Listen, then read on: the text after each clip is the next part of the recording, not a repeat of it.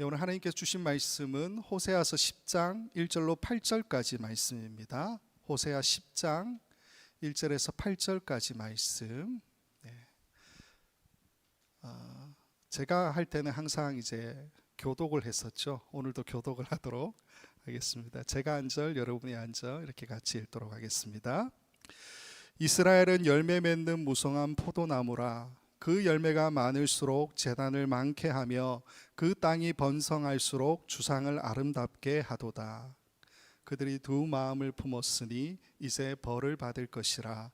하나님이 그 재단을 쳐서 깨뜨리시며 그 주상을 허시리라.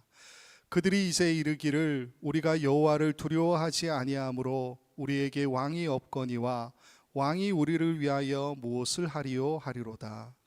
그들의 헛된 말을 내며 거짓 맹세로 언약을 세우니 그 재판이 바디랑에 돋는 독초 같으리로다. 사마리아 주민이 베다웬의 송아지로 말미암아 두려워할 것이라. 그 백성이 슬퍼하며 그것을 기뻐하던 제사장들도 슬퍼하리니 이는 그의 영광이 떠나감이며 그 송아지는 아수르로 옮겨다가 예물로 야렙 왕에게 드리리니 에브라임은 수치를 받을 것이요 이스라엘은 자기의 계책을 부끄러워할 것이며 사마리아 왕은 물 위에 있는 거품같이 멸망할 것이며 이스라엘의 죄 곧 아웬의 산당은 파괴되어 가시와 찔레가 그 제단 위에 날 것이니 그때에 그들이 산더러 우리를 가리라 할 것이요 작은 산더러 우리 위에 무너지라 하리라. 아멘. 사실 오늘 설교를 해야 될지 말아야 될지 좀 고민이 됩니다.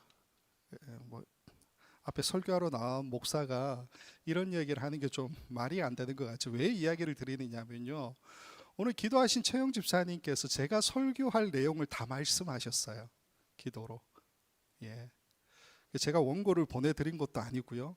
왜냐하면 이 원고가 새벽 5시에 완성이 됐거든요. 그러니까 원고를 보내드린 것도 아닌데도 불구하고 집사님의 기도 내용이 오늘 우리가 같이 볼 이 본문의 말씀에 제가 여러분에게 드릴 그 제 메시지하고 굉장히 많은 부분이 일치하고 있습니다. 잠깐 집사님 기도하실 때 고민은 했지만 준비한 것이 아까우니까요. 인내하시는 마음으로 함께 오늘 말씀을 좀 듣도록 하겠습니다. 제가 금요일에 이제 그 목사님과 번갈아 가면서 이제 말씀을 전하고 있는데 지금까지 호세아 9장까지의 말씀을 전했습니다. 간단하게 말씀을 드리면 호세아서는 1장부터 6장까지가 하나의 큰 단락으로 이제 이야기할 수 있고요. 7장부터 이제 14장까지의 내용이 이제 후반부의 이야기, 그렇게 이야기할 수가 있습니다. 7장부터 9장까지를 네 단락으로 좀 나누어 볼 수 있거든요. 세 단락으로 나누어 볼 수 있는데 표를 좀 보시면 이제 7장과 8장, 9장과 이제 9장 1절부터 9절, 10절에서 12절, 13, 14, 15, 16, 17 이렇게 나누어지는데 특징을 보시면 세 번째 칸을 보시면 이렇게 돼 있죠. 하나님의 말씀 1, 그리고 호세아의 해석 1 이렇게 나오죠. 그 다음 또 반복돼서 2, 3. 무슨 말씀을 드리고 싶으냐면요, 그러니까 7장부터 9장까지의 이 내용이 굉장히 좀 복잡하게 보일 수도 있지만 사실은 하나님과 호세아가 교차되는 형식을 통해서 이스라엘 백성들에게 말씀을 전하고 있는 그런 형태다라고 생각하시면 됩니다. 오늘 우리는 10장을 볼 건데요, 10장은 두 개의 단락으로 좀 나누어 볼 수가 있습니다. 첫 번째 단락은 1절부터 8절, 우리가 방금 읽은 본문이고요, 호세아가 선언하는 이야기, 즉 심판에 대한 어떤 경고의 메시지를 호세아가 이야기하고 있는 본문입니다. 두 번째 단락은 9절부터 15절까지인데 하나님께서 말씀하시는 부분이에요. 심판에 대한 선언과 하나님이 제시하시는 어떤 해결점이 이 본문에 나타나 있다라는 겁니다. 자, 특징이 하나 있습니다. 아까 7장부터 9장까지의 말씀을 보게 되면은 반복이 되는데 하나님의 말씀이 먼저 선포되고 호세아가 거기에 대해서 해석한 것들을 이야기하는, 때로는 이제 어떤 선언을 하기도 하고요, 때로는 호응을 하는 듯 그렇게 말하는 부분이 나타나 있습니다. 하나님의 말씀 다음에 호세아의 이야기가 나오는데 오늘 10장의 이야기는 호세아의 말이 먼저 나오고 그 다음에 하나님께서 메시지를 던지시는 내용이 나와 있다라는 겁니다. 그래서 오늘 10장에서 우리가 좀 주목해 봐야 될 것은 뭐냐 하면요, 호세아가 일단 어떤 이야기를 하고 있는가라는 것을 주목해 봐야 되겠죠. 그리고 또 하나는 하나님께서 호세아의 이야기에 대해서 어떤 반응을 하고 계시는지를 우리가 살펴보는 것도 굉장히 중요하다라는 겁니다. 오늘 본문으로 잠깐 들어가기 전에 지난 금요일에 했었지만요, 9장 이제 마지막 절 17절에 이렇게 되어 있습니다. 같이 한번 읽을게요. 시작. 그들이 듣지 아니하므로 내 하나님이 그들을 버리시리니 그들이 여러 나라 가운데에 떠도는 자가 되리라. 호세아가 해석하는 세 번째 마지막 경고의 말씀인데 두 가지를 이야기하고 있죠. 하나님께서 너희를 버리실 거야, 너희가 여러 나라 가운데서 떠돌게 될 거야 라고 하는 두 가지의 메시지를 전하고 있습니다. 배경을 잠깐 설명을 드리면요, 아수르가 1차 침공을 하고 난 이후에 주전 733년이 되면 북이스라엘 백성들이 잠깐의 평안을 누립니다. 아수르가 잠깐 물러갔기 때문에. 이때 하나님께서 또 풍요로움을 허락하셔서 많은 추수의 곡물들을 거두게 돼요. 그래서 이 풍요로움을 위해서 그들이 예전에 지켜왔던 그 절기들을 다시 지키게 되는데 그 장소가 길갈이라고 하는 장소입니다. 근데 문제는요, 어떤 사람들은 하나님 앞에 절기를 지키면서 모든 영광 하나님께, 하나님께서 이 모든 것을 주셨습니다 라고 고백하는데, 어떤 사람들은 아니야, 이거는 지금 우리가 살고 있는 이 가나안 땅의 우상인 바알이, 풍요의 신이 우리에게 이 축복을 허락한 거야 라고 이야기하고 있다는 것이죠. 어떤 사람들은 하나님과 바알 모두가 우리를 축복했다라고 말하기도 하고요, 어떤 사람들은 우리가 종교적 예전에 충실히 지켜왔기 때문에 그것 때문에 이러한 풍요로움을 우리가 맞이하고 있는 거야 라고 이야기하고 있었다라는 겁니다. 그래서 하나님께서 이런 북이스라엘 백성들에게 어떤 이야기를 하시느냐, 방금 봤던 것처럼 너희가 하나님을 떠났다, 너희가 우상을 섬겼다, 이 두 가지의 죄를 말씀하고 계시다라는 겁니다. 지금 이 장소를 길갈이라고 말씀을 드렸습니다. 길갈 잘 아시죠? 이스라엘 백성들이 처음 가나안 땅에 들어왔을 때, 여호수아와 함께 가나안 땅을 정복하기 위해서 들어왔을 때에 그들이 맨 처음 정착했던 곳이 바로 길갈이죠. 그 길갈에 와서 어떻게 했습니까? 요단강에서 가져온 12개의 돌을 기념으로 세우죠. 그 12개의 돌이 의미하는 바가 뭡니까? 40년 전에 그들의 조상들이 홍해 바다를 건넌 것과 지금 자신들이 요단강을 건너와서 약속의 땅에 들어온 것을 하나님 앞에 감사하며 기념하는 것이 바로 그 12돌의 의미라는 겁니다. 그리고 길갈에서 이스라엘 백성들은 처음 할례를 받았고요, 처음 유월절을 지키기 시작했고요, 40년 동안 그들이 먹어왔던 만나가 그치는 경험을 한 것도 바로 이 길갈이라는 겁니다. 이스라엘 백성들에게 길갈 그러면 어떻게 이야기할 수 있습니까? 새로운 출발의 장소. 저도 이제 여러분들에게 비하면은 주름도 없는, 뭐라 그래요? 지렁이 앞에 주름이라고 그러나요? 하여튼 저 미국 온 지 이제 13년쯤 이제 지나고 있는데, 제가 처음 미국에 왔을 때 정착한 곳이 이제 파사데나였습니다. 학교에 갔기 때문에. 근데 파사데나에 늘 가면요, 마음이 너무 좋아요. 한국을 못 가니까 파사데나라도 고향처럼 생각이 되나 봐요. 지금 이스라엘 백성들에게 길갈은 그런 장소라는 겁니다. 근데 이곳이 변질돼요. 어떻게 변질되느냐? 사람들이 하나님을 버리고 왕을 세워달라라고 사무엘에게 부탁하는 이야기가 있죠. 사무엘상에. 그때에 사울을 처음으로 왕으로 세우게 되는데 그 장소가 바로 길갈입니다. 사울이 블레셋과의 전투를 앞두고서 사무엘이 늦게 왔어요. 제사를 드려야 되는데 마음이 조급한 것 때문에 사울이 사무엘 대신 하나님 앞에 드려야 될 제사를 집례하게 되죠. 그것 때문에 하나님 앞에 책망받습니다. 그 장소도 길갈입니다. 이후에 북이스라엘의 역사를 보면요, 이 땅이 북이스라엘에 속한 땅인데 아모스서나 오늘 우리가 보는 호세아서의 말씀을 보면 완전하게 우상 숭배로 갔다 이렇게 이야기할 수는 없어요. 그러나 정도를 벗어난 이교적 예배, 혼합주의적 예배가 이 길갈에서 드러졌다라는 힌트는 분명히 주고 있습니다. 지난 금요일 설교를 들어보시면 거기에 해당되는 말씀들을 드렸어요. 아모스서 4장 4절, 5장 5절. 그리고 지금 오늘 본문에서 이 길갈에서 북이스라엘 백성들은 이교에 물든 추수의 절기를 보내고 있었다라는 겁니다. 그래서 오늘 본문 10장으로 넘어오면요, 1절과 2절 말씀에 호세아가 자신들을 바라보고, 즉 북이스라엘 백성들을 바라보고 이렇게 말을 던지고 있죠. 10장 1절과 2절 같이 읽겠습니다. 시작. 이스라엘은 열매 맺는 무성한 포도나무라. 그 열매가 많을수록 제단을 많게 하며 그 땅이 번영할수록 주상을 아름답게 하도다. 그들이 두 마음을 품었으니 이제 벌을 받을 것이라. 하나님이 그 제단을 쳐서 깨뜨리시며 그 주상을 허시리라.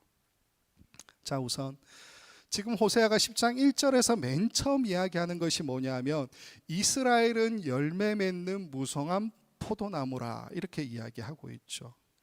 포도나무 이렇게 이야기하면 예수님 말씀이 많이 생각나지 않습니까? 그 말은 곧 이스라엘 백성들에게 있어서 포도나무, 포도열매, 포도원 이런 용어들은 굉장히 익숙한, 친숙한 용어다라는 것을 우리가 알 수 있죠.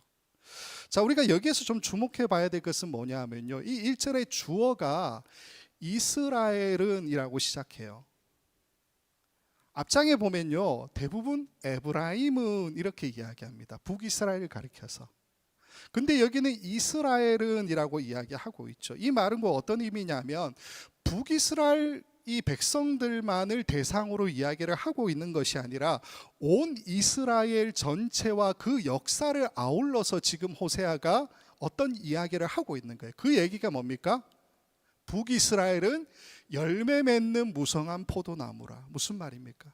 호세아가 볼 때에도 역사적으로 자신의 민족은 하나님의 선택을 받은, 모든 풍요로움과 모든 번영을 허락받은 하나님의 백성들이다라는 사실을 여기에서 이야기하고 있는 거죠.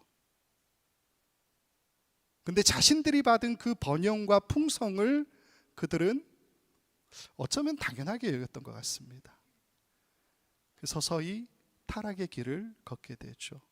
그래서 호세아가 보기에도 북이스라엘 백성들은 지금 이 모든 것이 하나님께서 우리에게 주신 것이야, 하나님의 은혜야 라고 생각하지 않고 2절 말씀 보면 어떻게 했다고요? 그들이 두 마음을 품었다, 그렇게 이야기하고 있습니다. 두 마음을 품었으니 이 말이 하라크레브라고 하는 두 단어입니다. 하라크레브. 레브라고 하는 단어는 마음이라는 뜻이고요. 하라크라고 하는 단어를 지금 우리 성경 그대로 그냥 굳이 번역을 하면 두 개로 품은 이런 뜻이에요. 두 개로 품은 마음, 하라크레브. 원래 이 하라크라는 단어는 나누다, 분리하다, 가르다, 배정하다, 약탈하다, 공유하다 이런 뜻을 가진 단어입니다. 무슨 말씀을 드리고 싶으냐면요, 하라크라고 하는 이 두 마음을 품었다라고 이야기할 때에 여기서 이야기하는 두 개를 품었다라고 하는 이 뜻은 어떤 의미냐? 온전하게 하나님께 향하지 않고 그 마음이 찢어진 것, 분리된 것, 그래서 우상과 공유된 것, 그것을 이야기하는 것이 바로 두 마음을 품었다라고 하는 말의 뜻이라는 겁니다. 좀 이해를 돕기 위해서 야고보서 말씀을 같이 좀 볼게요. 야고보서 1장 5절부터 8절까지 이렇게 되어 있습니다. 같이 읽을게요. 시작. 너희 중에 누구든지 지혜가 부족하거든 모든 사람에게 후히 주시고 꾸짖지 아니하시는 하나님께 구하라. 그리하면 주시리라. 오직 믿음으로 구하고 조금도 의심하지 말라. 의심하는 자는 마치 바람에 밀려 요동하는 바다 물결 같으니 이런 사람은 무엇이든지 주께 얻을 생각하지 말라. 두 마음을 품어 모든 일에 정함이 없는 자로다. 아멘. 야고보 사도가 이 말씀에서 두 마음을 품은 것이라고 표현하는 것은 어떤 의미를 가지고 있을까요? 반대로 두 마음을 품지 않았다라고 할 때는 도대체 무슨 이야기를 우리에게 던져주고 있는 것일까요? 이 말씀 바로 앞에 보면 말씀 보지 않겠지만요, 시험을 당할 때에 인내를 온전히 이루라 라는 말씀을 야고보서가 하고 있습니다. 따라서 이 5절에서 이야기하는 지혜라고 하는 것은 우리가 인내를 위한 지혜 이렇게 번역할 수가 있습니다. 즉 여기에서 두 마음을 품는 것 혹은 두 마음을 품지 않는 것이라고 이야기하는 것은 우리가 어떻게 해석할 수 있냐면요, 하나님께서는 누구든지 인내할 수 있는 그 지혜를 구할 수 있는데 그렇게 구하는 자에게 언제든 꾸짖지 아니하시고 후히 주시는 분이다 라는 그 사실을 조금도 의심하지 않고 믿는 것, 그게 두 마음을 품지 않는 것이라고 표현하고 있다라는 거예요. 기니까 좀 더 쉽게 설명을 드리면요, 하나님이 주실 수 있느냐 없느냐가 주된 관건이에요. 하나님이 후히 주실 수 있다라고 믿으면 그게 뭡니까? 두 마음을 품지 않는 것이죠. 하나님이 모든 것을 주실 수 있다, 두 마음을 품지 않는 것이라는 거예요. 그러나 하나님이 모든 것을 주실 수 없는 분이다라고 생각하는 것은 두 마음을 품는 것과 같다라는 이야기를 야고보 사도가 하고 있다라는 거예요. 오늘 본문으로 다시 이야기하면 지금 북이스라엘 백성들은 잠시 아수르의 침략으로부터 벗어나게 되었죠. 그러나 그때 하나님께서 복을 주셔서 그들이 풍요로움을 지금 만끽하고 있습니다. 근데 이 사람들이 하나님께로부터 온 복이다라고 인정하지 않고 있죠. 풍요의 신 바알이 우리에게 줬다, 바알과 하나님 모두가 줬다, 혹은 내가 모든 예배에 모든 예식에 충실했기 때문에 나에게도 공헌이 있지, 이걸 뭐라고 이야기한다고요? 두 마음을 품은 자. 내가 지금 누리는 모든 것이 하나님의 은혜입니다라고 이야기하지 않고 다른 어떤 가능성이나 조금의 어떤 우리의 생각을 첨가하는 것, 거기에 관해서 두 마음을 품었다라고 말하고 있다라는 겁니다. 좀 믿음이 흔들리시고 고난 가운데 또 어려움 가운데 믿음이 약해지시는 분들의 이야기를 들어보면요, 대부분 이런 실망들이 좀 많습니다. 내가 그렇게 힘들고 어려웠는데, 내 사업이 쫄딱 망하는 그런 위기 가운데 있었는데, 건강을 잃어버리는 그 상황 가운데 있었는데 아무리 기도해도 하나님 응답이 없어요. 내 가족이 누군가가, 내 주변에 누군가가 병들어 죽게 되었는데 하나님 아무런 응답이 없으세요. 저도 제가 이제 한국에 있을 때 청년 사역에 있을 때 저랑 같이 사역했던 그 청년 한 사람이, 한 친구가 30이 채 되지 않은 나이에 암으로 먼저 죽었어요. 그 친구를 보는 주변에 있는 모든 교회의 그 지체들의 그 마음, 한 투병 생활을 제가 볼 때 한 2년 이상 했거든요. 지켜보는 게 쉽지 않아요. 자녀가 죽고 나니까 아버지가 흔들리더라고요. 동생도 흔들리고. 그걸 지켜봐야만 했습니다. 우리는 감당할 수 없는 어떤 아픔이나 상처를 받고 난 다음에 어떤 생각이 듭니까? 하나님 정말 살아계신가? 지금도 나와 함께 계시나? 그런 생각을 하게 되죠. 종교학을 배우시는 분들이 가끔 이런 위험에 빠질 때가 많은데요, 세상의 종교들을 종교학의 관점으로 배우게 되면 다 비슷해요. 결국에는 뭐냐? 인간은 행복하기 위해서 신을 믿는다, 이렇게 돼요.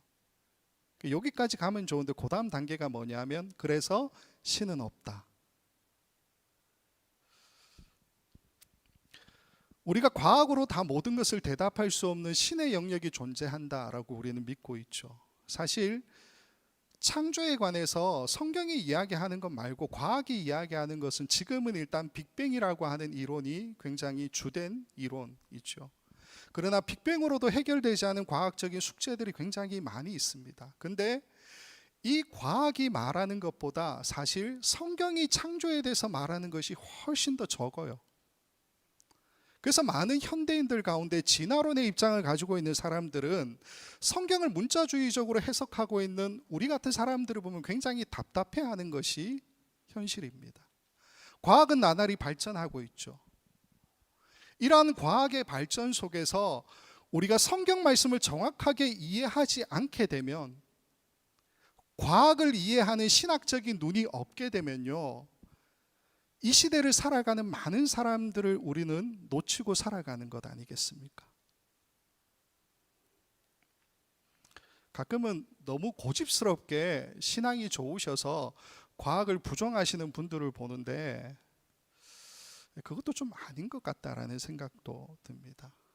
물론 우리의 기본적인 신념은 우리가 누리며 살아가는 모든 것이 다 하나님께서 우리에게 주신 것이다 라는 입장이죠. 여기에는 우리가 한 발도 물러섬이 없어야 한다라는 겁니다. 그러나 고집만 부릴 게 아니고 분명하게 공부하고 알아갈 필요도 있다라는 거죠.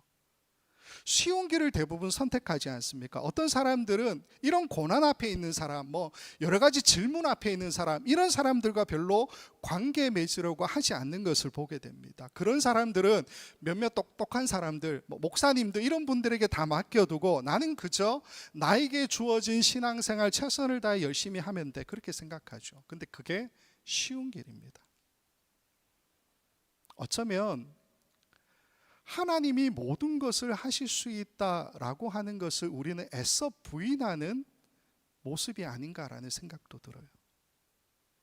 우리가 고백하는 하나님은 전능하신 하나님이시죠. 전능하다라고 하는 이 말에는 못하실 일이 없는, 모든 것을 창조하시는, 무소불위하시는, 어디 하나 계시는 하나님이다라는 의미를 담고 있지 않습니까? 이렇게 질문을 드릴게요. 하나님이 과학의 발견보다 모자람이 있을까요? 아니죠. 하나님이 우리의 문제에 대해서 외면하시거나 우리를 무시하는 분으로 여러분 생각되십니까? 아니죠. 하나님 모든 것을 다 아시고요, 모든 것을 우리에게 대답해 주실 수 있는 분이다라는 겁니다. 그 하나님이 고난에 처해 있는 그 사람을, 죽음을 앞에 두고 있는 그 사람과 그 가족들에게 하실 말씀이 없을까요? 하나님이 없다라고 결론을 내리는 무신론자들이나 과학자들에게 하신 말씀이 없으실까요? 반대로 성공하는 사람들, 잘난 사람들, 건강한 사람들, 부유한 사람들에게 또 하나님께서 하실 말씀은 없으실까요? 아니죠. 하나님은 모든 사람에게 대답하고 계시고요, 또 우리에게 이미 주신 계시하신 성경 말씀을 통해 지금도 충분히 우리에게 말씀하고 계시는 분이다라는 겁니다. 단지 우리가 몰라요. 너무 모르죠. 그래서 다른 사람들이 우리는 좀 불편해요. 그들이 가지는 궁금증이 불편하고 그들이 우리를 적대시하는 그 마음이 불편하죠. 그래서 애써 외면하고 싶은 것이 우리의 마음이라는 겁니다. 지금 제가 하고 있는 이야기가 뭐냐면요, 두 마음을 품는 것에 대해서 이야기하고 있습니다. 두 마음을 품는다는 것은요, 하나님을 하나님으로 인정하지 않는 것입니다.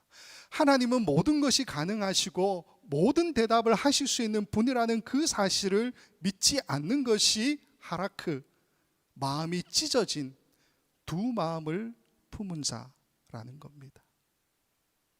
자, 그러면 오늘 본문에서 호세아가 북이스라엘 백성들이 왜 이렇게 두 마음을 품었느냐, 거기에 대해서 이야기하고 있는 것이 있습니다. 첫 번째 이유가 3절 앞부분에 이렇게 나옵니다. 같이 읽을게요. 시작. 그들이 이제 이르기를 우리가 여호와를 두려워하지 아니하므로. 첫 번째로 호세아가 볼 때에 북이스라엘 백성들이 두 마음을 품은 것은 그 원인이 어디 있다고요? 그들이 하나님을 두려워하지 않았기 때문에. 하나님을 두려워하지 않았기 때문에. 두려워하다라고 쓰인 이 단어가 야레라고 하는 단어인데 원래 우리가 자주 쓰는 의미는 뭐냐면 경외하다.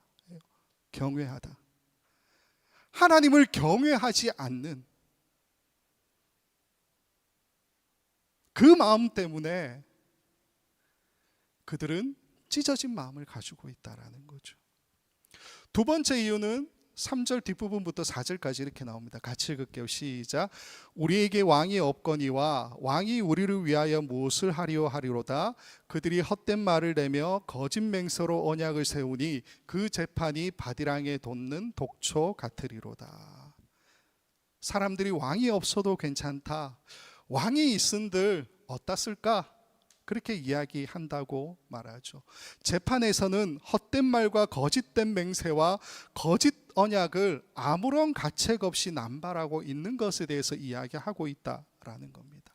그게 이스라엘 백성들이 두 마음을 품게 된 원인이라는 거죠. 호세아가 두 가지를 지적합니다. 하나님을 두려워하지 않았다. 경외하지 않았다.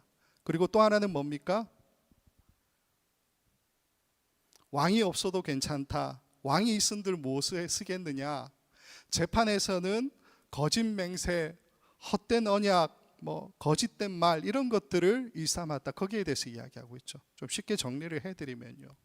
하나님을 경외하는 마음, 두려워하는 마음, 이게 뭡니까? 하나님을 경외하는 것, 두려워하는 것, 정의, 제다카. 그죠?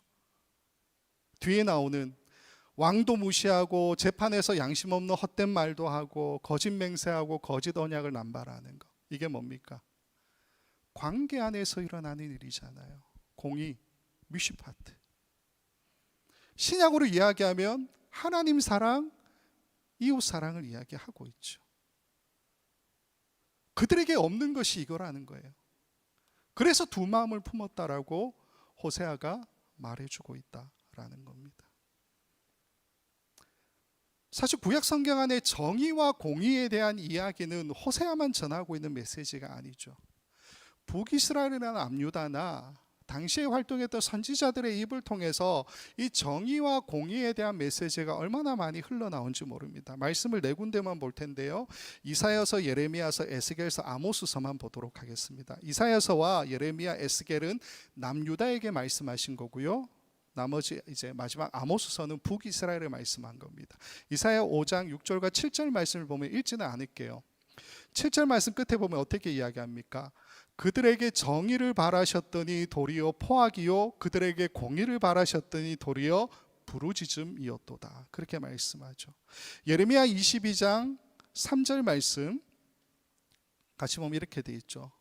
여호와께서 이와 같이 말씀하시되 너희가 정의와 공의를 행하여 탈취당한 자를 압박자의 손에서 건지고 이방인과 고아와 과부를 압제하거나 학대하지 말며 이곳에서 무죄한 피를 흘리지 말라. 이게 하나님께서 요청하는 거예요. 그런데 잘 지켰다? 아니요. 그렇지 않았다. 에스겔서 45장 9절 말씀. 주 여호와께서 이같이 말씀하셨느니라. 이스라엘의 통치자들아 너희에게 만족하니라. 너희는 포악과 겁탈을 제거하여 버리고 정의와 공의를 행하여 내 백성에게 속여 빼앗는 것을 그칠지니라. 주 여호와의 말씀이니라. 실패하는 정의와 공의의 모습을 보여주죠. 나머지 아모스서 6장 12, 13절 북이스라엘에게 이제 던진 아모스의 말씀이죠. 말들이 어찌 바위 위에서 달리겠으며 소가 어찌 거기서 밭갈겠느냐. 그런데 너희는 정의를 쓸개로 바꾸며 공의의 열매를 쓴쑥으로 바꾸며 허무한 것을 기뻐하며 이르기를 우리는 우리의 힘으로 뿔들을 취하지 아니하였느냐 하는도다. 대부분의 선지자들을 통해서 말씀하신 이 공의와 정의에 대한 문제는 결국 우리에게 무엇을 가르쳐 줍니까? 사실 선지서 뒷부분의 이야기들 가운데 이 정의와 공의에 대한 이야기가 계속 나와요. 그 말은 곧 우리 역시 이 문제 앞에서는 연약할 수밖에 없다는 것을 이야기하고 있죠. 저 여러분 모두 가운데서 정의와 공의라고 하는 이것, 하나님 사랑, 이웃 사랑이라고 하는 이 문제에 대해서 하나님, 저는 그래도 잘하죠? 그렇게 말할 수 있는 분 있으십니까? 저도 개인적으로 그렇지는 않은 것 같아요. 가장 비교의 대상이 이제 뒤에 앉아 있는 저 아내지만, 아내가 가지고 있는 사랑의 크기와 제가 가지고 있는 사랑의 크기는 분명히 다른 것 같습니다. 아무래도 여성분들이 조금 더 그런 것들을 이제 잘하는 것 같아요. 우리는 어느 누구도 정의와 공의, 하나님 사랑, 이웃 사랑이라고 하는 이 문제에서 자랑스럽게 저 잘하고 있어요라고 말할 수 없다라는 거죠. 자, 그러면 이렇게 정의와 공의, 하나님 사랑, 이웃 사랑이 무너졌을 때에 북이스라엘 백성들에게 어떤 결과가 미치게 되었느냐? 호세아서 10장 5절과 6절 말씀이 이렇게 되어 있습니다. 같이 읽을게요. 시작. 사마리아 주민이 베다인의 송아지로 말미암아 두려워할 것이라. 그 백성이 슬퍼하며 그것을 기뻐하던 제사장들도 슬퍼하리니 이는 그의 영광이 떠나감이며 그 송아지는 아수르로 옮겨다가 예물로 야렙 왕, 싸움의 왕 아수르 왕에게 드리리니 에브라임은 수치를 받을 것이요 이스라엘은 자기들의 계책을 부끄러워할 것이며. 관로되어 있는 부분을 제가 해석해 드린 겁니다. 자, 우리가 좀 이해를 돕기 위해서 세 번역으로 된 말씀을 제가 좀 읽어 드릴게요. 세 번역 이렇게 되어 있습니다. 사마리아 주민은 베다웬의 금송아지를 잃고 두려워하고 그 우상을 잃고 슬퍼할 것이다. 그것을 즐겨서 섬긴 이교의 제사장들은 우상의 영화가 자기들에게서 떠난 것 때문에 탄식할 것이다. 사람들이 금송아지를 아시리아로 가지고 가서 대왕에게 선물로 바칠 것이다. 그러나 에브라임이 대가로 받아오는 것은 수치일 것이다. 끝내 이스라엘은 우상을 섬긴 일로 수치를 당하고야 말 것이다. 지금 호세아가 이야기하고 있는 것은 뭐냐 하면요, 정의와 공의, 하나님 사랑, 이웃 사랑이 무너진 북이스라엘 백성들은 원인은 우상 숭배였죠. 근데 결과는 뭐라고요?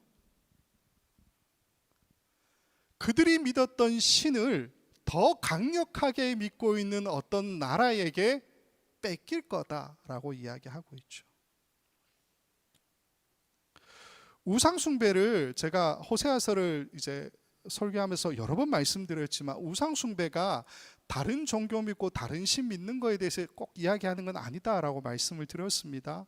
우상 숭배가 뭐라고 이야기했습니까?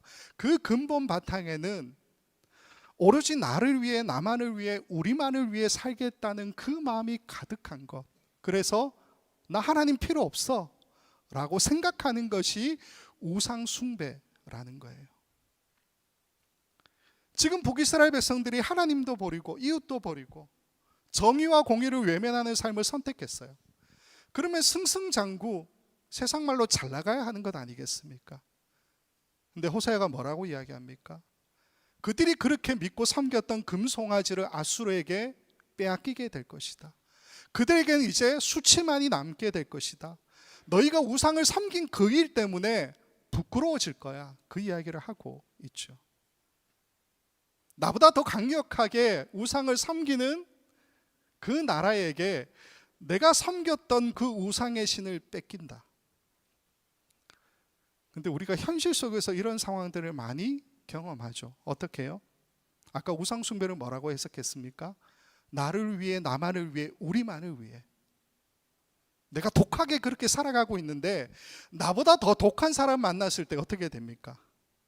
나보다 더 욕심 많고 나보다 더 야망이 큰 사람을 우리가 만나게 되면 내가 지금까지 손에 움켜쥐기 위해서 그렇게 애를 썼던 그 모든 것들을 그 사람에게 고스란히 뺏기는 경험들을 하게 되죠. 그 얘기예요. 내가 섬겼던 우상을 빼앗길 거야. 더 큰 악 앞에 뺏길 수밖에 없는 우리의 작은 악에 대한 이야기가 이 본문에서 이야기되어지고 있다라는 겁니다. 자, 여기서 우리가 좀 주목해 볼 단어가 하나가 있는데요. 5절 말씀을 보게 되면 제사장들이라는 단어가 나오고 있습니다. 잠깐 앞에 슬라이드 좀 보여주시면, 세 번역으로 보게 되면 이 제사장들이라고 하는 것을 어떻게 번역했냐 하면요, 이교의 제사장들 이렇게 번역하고 있습니다. 자, 여기에서 제사장들이라고 번역된 이 단어가 구약 성경의 제사장이란 단어는 코헨이나 카한이라는 단어를 주로 써요. 근데 여기에선 그 단어가 아니라 카마르라고 하는 단어를 쓰고 있습니다. 왜 이 단어를 쓸까? 그걸 한번 좀 살펴보겠습니다. 구약 성경 안에 코헨이나 카한이라고 하는, 즉 제사장이라고 하는 이 단어는 굉장히 넓은 의미에서 사용이 되고 있어요. 그래서 창세기 14장을 보면 하나님의 제사장 멜기세덱 이렇게 이야기할 때 그 제사장도 코헨이라는 단어를 쓰고 있고요. 창세기 41장에 나오는 온의 제사장 그럴 때도 이 단어를 쓰고요. 출애굽기 2장에 보면 모세의 장인인 미디안의 제사장 이두로가 나오죠. 그 사람에게 이야기할 때도 코헨이라는 단어를 쓰고 있습니다. 물론 아론을 비롯한 이스라엘의 제사장들에게도 이 단어를 써요. 근데 그러니까 제사장 그러면 코헨, 카한 이 단어를 쓰는 게 굉장히 일반적인 거예요. 그런데 왜 호세아서 10장 5절에서는 카마르라고 하는 단어를 쓰고 있느냐라는 거예요. 이 단어가 구약 성경에 딱 3번 나옵니다. 우리가 방금 호세아서 10장 5절과 열왕기하 23장 5절, 스바냐서 1장 4절 이렇게 딱 3번 나와요. 열왕기하 23장 5절 말씀과 스바냐서 1장 4절 말씀을 보면요 이렇게 되어 있습니다. 같이 한번 읽을게요. 열왕기하 23장 5절. 옛적에 유다 왕들이 세워서 유다 모든 성읍과 예루살렘 주위의 산당들에서 분향하며 우상을 섬기게 한 제사장들을 폐하며 또 바알과 해와 달과 별대와 하늘의 모든 별에게 분향하는 자들을 폐하고. 스바냐서 1장 4절입니다. 시작. 내가 유다와 예루살렘의 모든 주민들 위에 손을 펴서 남아있는 바알을 그곳에서 멸절하며 그마림이란 이름과 및 그 제사장들을 아울러 멸절하며.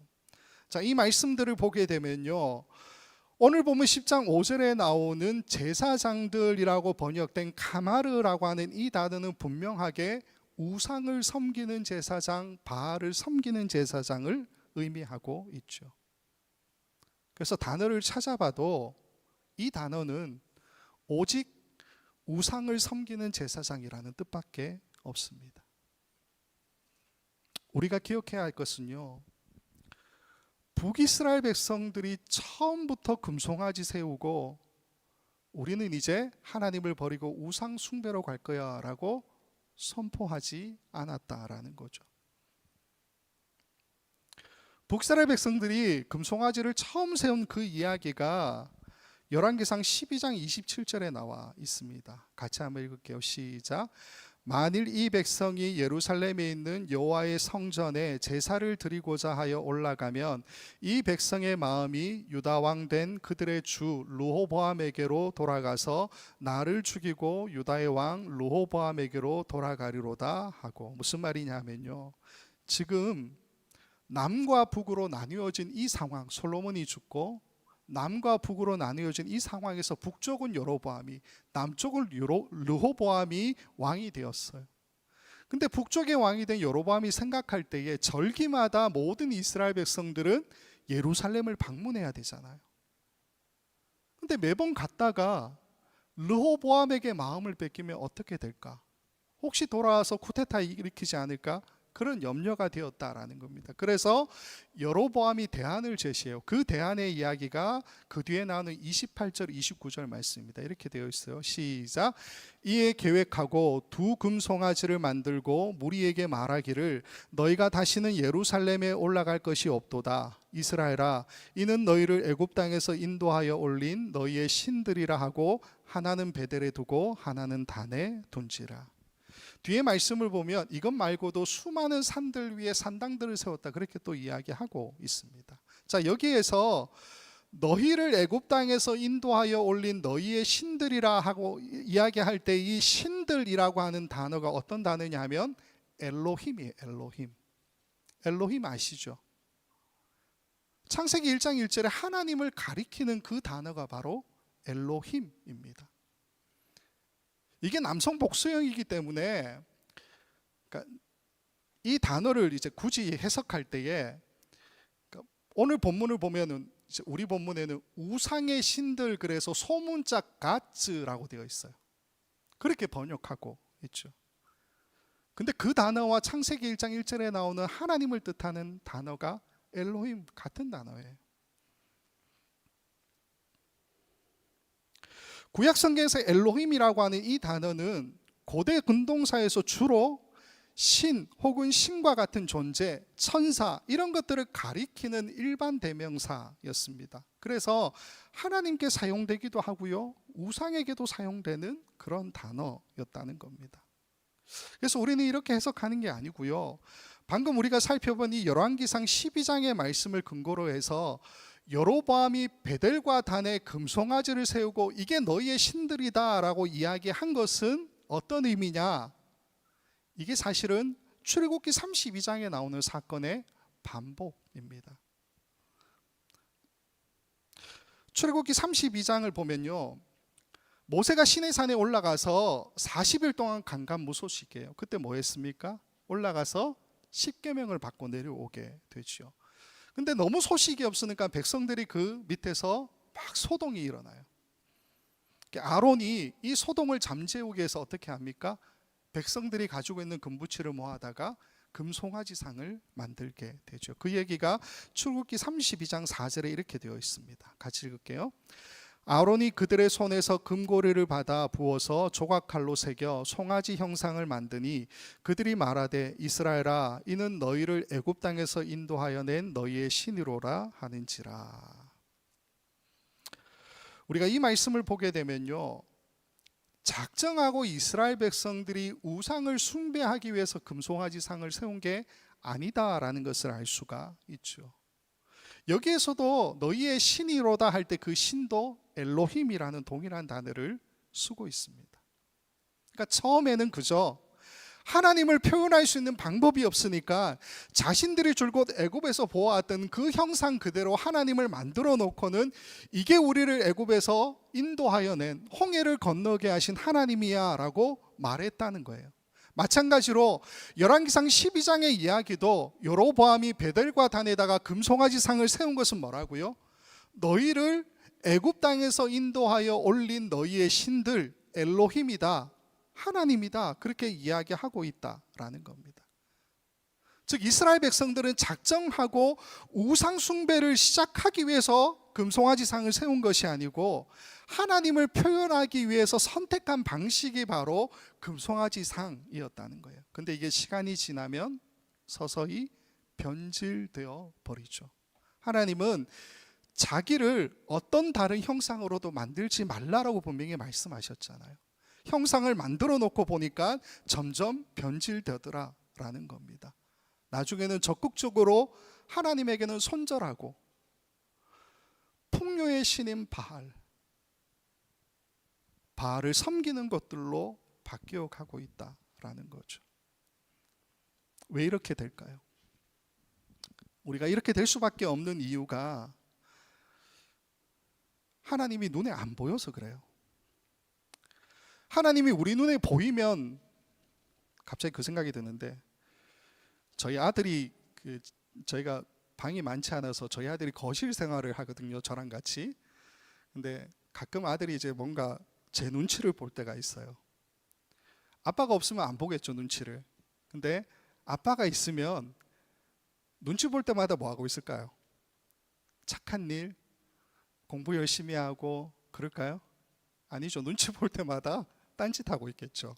게임을 한다든가 그러겠죠. 아빠가 눈에 보이면 누구나 자녀들은 신경을 쓰게 되어 있죠. 하나님이 우리 눈에 보이면 우리도 신경 쓸 거 아니에요. 만약 우리 이 자리에 하나님이 뿅 하고 나타나셨다 한번 생각해 보세요. 여러분 어떻게 하시겠습니까? 아마 자리에 앉아 계신 분이 없을 것 같아요. 하나님이 눈에 보이지 않기 때문에 눈에 보이는 우상을 쫓아가는 것은 인간의 본성이 아닌가 하는 생각이 듭니다. 우리가 눈에 보이는 것을 쫓아가는 이유가 뭡니까? 말 그대로 내 눈앞에 보이는 이익, 내 눈앞에 보이는 어떤 가치를 따라가겠다라는 거죠. 그게 우상 숭배의 핵심이라는 거예요. 나를 위해, 나만을 위해, 우리만을 위해.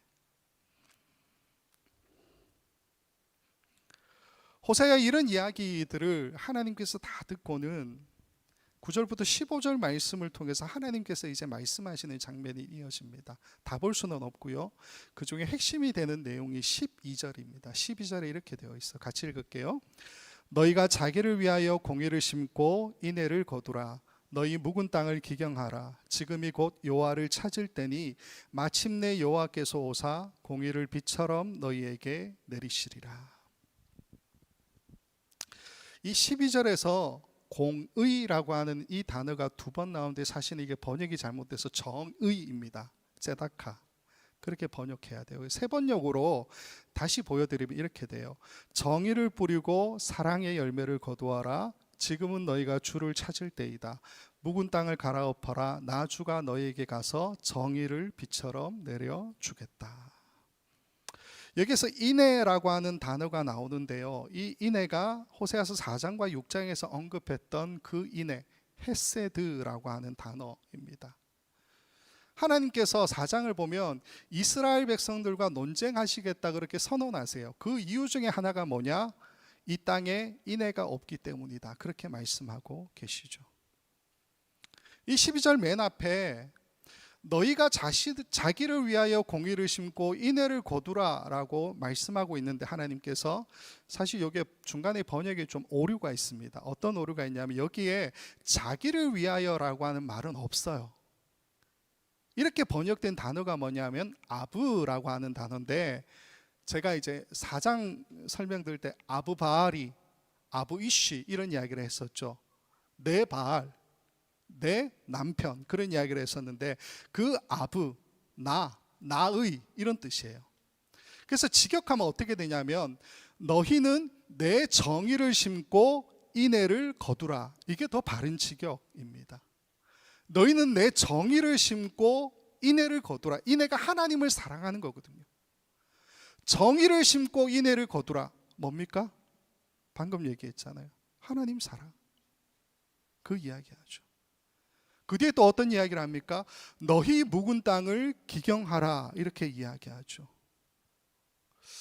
하나님께서 갑자기 땅 이야기는 안 하셨는데 여기에서 기경해야 된다, 묵은 땅 이런 이야기를 하시죠. 묵은 땅이라고 하는 이 단어가 니르라고 하는 단어인데 말 그대로 경작하지 않은 땅, 목힌 땅 이런 뜻인데 또 다른 뜻은 뭐냐면 경작할 수 있는 땅이라는 뜻도 가지고 있어요. 경작할 수 없는 땅, 묵힌 땅인데 경작할 수 있는 땅이라는 뜻도 가지고 있는 단어라는 겁니다. 마태복음 13장에 가면 예수님께서 가라지 비유를 하시는 말씀이 나옵니다. 이 가라지의 비유를 보면 여기서 이야기하는 니르, 즉 경작해야 할 묵은 땅이라고 하는 것이 어떤 의미인지를 우리가 좀 알게 돼요. 주인이 밭에 좋은 씨를 뿌리고 갔는데 사람들이 모두 자고 있는 틈에 원수가 와서 가라지를 또 뿌렸습니다. 나중에 알곡과 가라지가 함께 자라는 것을 보고 종들이 주인님 가라지 뽑을까요? 라고 이야기했어요. 그랬더니 주인이 뭐라고 이야기합니까? 알곡이 다칠 수 있으니까 가만둬라. 나중에 추수 때가 되면 알곡은 모아다가 곡간에, 가라지는 모아다가 불쏘시개로 사용하겠다. 그렇게 말씀하시죠. 근데 이 말씀, 이 비유를 제자들이 잘 이해를 못해요. 그래서 나중에 예수님께서 이 비유에 관해서 설명하시는 장면이 나오는데 그게 13장 37절부터 40절까지의 말씀입니다. 같이 한번 읽을게요. 시작. 대답하여 이르되 좋은 씨를 뿌리는 이는 인자요 밭은 세상이요 좋은 씨는 천국의 아들들이요 가라지는 악한 자의 아들들이요 가라지를 뿌린 원수는 마귀요 추수 때는 세상 끝이요 추수꾼은 천사들이니 그런즉 가라지를 거두어 불에 사르는 것이 것 같이 세상 끝에도 그러하리라. 아멘. 자, 이 비유에서 말씀하시는 우리에게 경작되지 않은 묵힌 땅, 그러나 경작할 수 있는 묵은 땅이라고 하는 것은 무엇을 이야기합니까? 38절 말씀 보면 밭은 세상이다. 그렇게 이야기하죠. 밭은 세상이다. 오늘 호세아서 10장 12절에서 하나님께서 너희 묵은 땅을 기경하라라고 하신 말씀은 결국 어떤 의미입니까? 그 묵은 땅, 밭, 세상. 우리가 세상에서 무엇을 해야 됩니까? 그게 이웃사랑이 나타나는 곳이죠. 하나님이 씨를 뿌리시지만 경작하는 그 일이 우리의 몫이다라고 이야기하죠. 종들이 그 역할을 감당하죠. 그러니까 어떻게 주인에게 이야기합니까? 가라지 뽑을까요? 그 얘기 하잖아요. 하나님이 뽑지 마. 자칫 알곡도 다칠 수 있어. 그렇게 말씀하시죠. 밭인 세상, 기경해야 될 그 묵은 땅에 우리가 해야 될 역할이 뭐냐라는 거예요. 말씀대로 살아가는, 사랑을 실천하는 것, 그걸 통해서 세상 사람들을 무럭무럭 자라게 만드는 것이 우리가 해야 될 역할, 종의 사명이 아니냐라는 겁니다. 호세의 이야기를 모두 듣고 하나님께서 말씀하시는 12절의 이야기가 뭐냐 하면요, 두 가지 해결점을 제시해 주고 있다라는 거예요. 내 정의를 심고 인애를 거두라. 하나님 사랑이죠. 너희 묵은 땅을 기경하라. 공의, 이웃 사랑을 말씀하고 계시다라는 겁니다. 맨 처음을 다시 생각하면요, 북이스라엘이 멸망했던 이유가 정의와 공의, 하나님 사랑, 이웃 사랑 못했었잖아요. 근데 하나님이 대안으로 제시하는 게 또 똑같아요. 정의와 공의, 하나님 사랑, 이웃 사랑 잘하라고. 말씀을 맺겠습니다. 오늘 10장 말씀은 호세아가 북이스라엘 백성들의 상태를 진단하는 이야기입니다. 그들에게 뭐라고 이야기합니까? 너희는 두 마음을 품은 자다. 하나님이 모든 것을 하실 수 있는 분이다라는 그 사실을 의심하며 하나님을 하나님으로 인정하지 않는 너희다. 너희는 하나님을 경외하는, 두려워하는 마음도 없고 왕도 무시하고 재판에서 여러 가지 거짓들을 남발한다. 정의와 공의가 무너지지 않았느냐. 정의와 공의가 무너져 있으니까 그들에게서 자신 외에 다른 사람들을 돌보는 능력이 전혀 나타나고 있지 않죠. 정의와 공의가 없어서 나라가 멸망했다. 호세아가 이야기하고 있습니다. 호세아의 진단에 하나님께서 어떤 이야기, 어떤 대안을 제시합니까? 너희는 내 정의, ጼ다카를 심고 인애, 헤세드를 거두라. 하나님 사랑이죠. 너희 묵은 땅을 기경하라. 세상에 대한, 우리의 이웃에 대한 사랑을 실천하라. 그렇게 말씀하고 계시죠. 더 쉽게 이야기하면요, 정의와 공의, 하나님 사랑, 이웃 사랑 어디에 있는 이야기입니까? 구약 성경, 신약 성경에 있는 이야기예요. 말씀대로. 귀에 딱지가 않도록 이스라엘 백성들이 이 이야기를 들었었지만 그들 스스로 어떻게 생각합니까? 우리는 열매 맺는 무성한 포도나무다. 그렇게 생각했잖아요.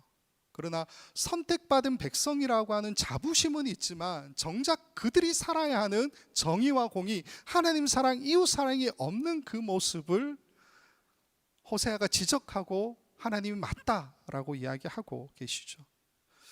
우리도, 저와 여러분도 장담할 수 없어요. 우리도 장담할 수 없죠.